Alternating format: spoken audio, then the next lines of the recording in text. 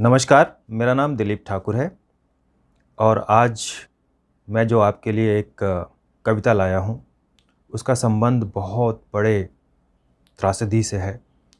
जैसा कि आप जानते हैं कि कोरोना की दूसरी लहर हमारे पूरे देश में कहर ढा रही है। हमें ऐसा लगा था कि अब तो कोरोना समाप्त हो जाएगा, क्योंकि वो बिल्कुल ख़त्म होने के कगार पे था। पूरे देश में केवल 12-15 हज़ार केसेस आ रहे थे, लेकिन जब से ये नया स्ट्रेन, ये दूसरी लहर जागी है, तब से फिर से पूरे हमारे देश में हाहाकार मचा हुआ है। जो कल की मेरी खबर थी, 1,80,000 केसेस एक दिन में हमारे पूरे देश में रिपोर्ट किए गए, जो कि पिछले पीक के मुकाबले दोगुनी है। अगर आप अस्पतालों की हालत देखें तो बद से बदतर है। मरीज़ों को बेड नहीं मिल रहा है, जिनको बेड मिला उनको ऑक्सीजन नहीं मिल रहा है, दवाइयाँ नहीं मिल रही है। शमशान घाट के आगे एम्बुलेंस की लाइन लगी हुई है शवों के साथ। तो बहुत ही विकराल परिस्थिति से हम गुज़र रहे हैं। बेशक इस की शुरुआत या इसका मूल कारण कोरोना वायरस है, लेकिन इससे भी बड़ा एक वायरस जो हमें परेशान कर रहा है, वो है हमारी सोच का वायरस, हमारे व्यवहार का वायरस। हम परिस्थिति की गंभीरता को समझ नहीं रहे हैं। अभी भी लोग बिना मतलब घूम रहे हैं, भीड़ भाड़ में जा रहे हैं। कोई परवाह ही नहीं है कि ये अदृश्य शत्रु उनके चारों ओर मंडरा रहा है और एक छोटा सा मौका चाहिए उसे प्रहार करने का और दबोचने का। तो आज की ये कविता इसी बात को ध्यान में रखकर मैंने लिखी है कि हमें अपने व्यवहार में परिवर्तन लाना होगा। कुछ लोग ऐसा सोचते हैं कि हमारे पास टीका आ गया तो हमें कुछ भी करने का एक लाइसेंस मिल गया है, लेकिन ऐसा नहीं है। टीका केवल इस वायरस से बचाव का एक तरीका है। किसी भी महामारी से लड़ने के लिए आपको बहुमुखी प्रयास करने होंगे, कई तरह से इसके ऊपर वार करना होगा। और बेशक हमारे पास टीका आ गया है, लेकिन उस टीका को हर आदमी तक पहुंचने में समय लगेगा। और टीका कोई इलाज नहीं है, वो सिर्फ एक बचाव है, एक सुरक्षा चक्र है। तो इसी बात को ध्यान में रखकर हमें चाहिए कि हम परिस्थिति की गंभीरता को समझते हुए अपने व्यवहार में, अपने स्वभाव में, अपनी दिनचर्या में एक मूलभूत परिवर्तन करें। जब तक ये आपदा हमारे सर पर है, तब तक हमें ये परिवर्तन करना ही होगा। और ये किसी सरकार का केवल काम नहीं है, बल्कि हर व्यक्ति का काम है। जब तक हम इसे एक जन आंदोलन के रूप में नहीं चलाएंगे, तब तक इसके ऊपर नियंत्रण पाना संभव नहीं है, चाहे हमारे पास कितने ही टीके क्यों ना आ जाए। जैसा कि आप जानते हैं कि जो वायरस है वो म्यूटेट कर रहा है, अपना स्वरूप बदल रहा है। तो हो सकता है कि उसका एक नया स्वरूप उस टीके को भी मात दे दे, लेकिन जो हम अपने व्यवहार में परिवर्तन करेंगे, शायद उसको मात कोई नहीं दे पाएगा। तो इसी बात को ध्यान में रखकर मैंने कुछ पंक्तियाँ लिखी हैं। उम्मीद है आपको पसंद आएगी। तो सुनिए। फिर जाग गया है कोरोना भूत, दस्तक देने लगा यमदूत। फिर जाग गया है कोरोना भूत, दस्तक देने लगा यमदूत। हाहाकार फिर चारों ओर, इस बात का देता है वो सबूत। फिर जाग गया है कोरोना भूत। खतरनाक ये दूजी लहर, ढाने लगा ये सब पे कहर। खतरनाक ये दूजी लहर, ढाने लगा ये सब पे कहर, इसकी चपेट में सारे हैं, गांव के गांव, शहर के शहर, खतरनाक ये दूजी लहर। और ये जो 2 पंक्तियां हैं ये उन लोगों को जागरूक करने के लिए हैं जो किसी भी भीड़ भाड़ वाले जगह में जाने से बिल्कुल संकोच नहीं करते, नहीं सोचते हैं कि हो सकता है जहाँ जा रहे हैं वो एक वायरस का, इस विषाणु का एक हॉटस्पॉट हो और उस हॉटस्पॉट की वजह से वो भी इस चपेट में आ जाए।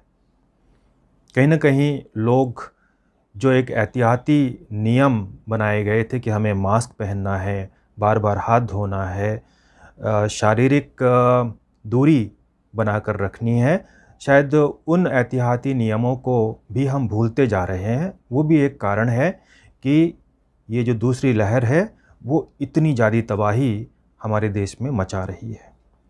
तो सुनिए, भागने वाले थम जाओ, भीड़ भाड़ में कम जाओ, भागने वाले थम जाओ, भीड़ भाड़ में कम जाओ, मैं तो सबसे सुरक्षित हूँ, तोड़ के अपना भरम जाओ, भागने वाले थम जाओ। तो जो बहुत भागे हैं, जो भीड़ भाड़ के साथ मिल गए हैं, उसका हिस्सा बन गए हैं, वो इस वायरस को आमंत्रित कर रहे हैं, न्योता दे रहे हैं कि आओ और मुझ पर प्रहार करो, मेरे अंदर समा जाओ और फिर मेरे साथ साथ मेरे पूरे परिवार को, पूरे समाज को या पूरे राष्ट्र को तबाह कर दो।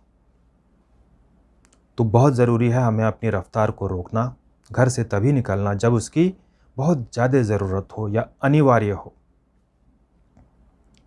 और जो अगली कुछ 2 पंक्तियां हैं वो फिर से हमें याद दिला रही हैं कि मास्क पहनना अभी भी ज़रूरी है। मास्क की ज़रूरत, उसका महत्व, उसकी प्रासंगिकता समाप्त नहीं हुई है। तो सुनिए, बिन मास्क के जो भी दौड़ेगा, कोरोना न उसको छोड़ेगा। बिन मास्क के जो भी दौड़ेगा, कोरोना न उसको छोड़ेगा।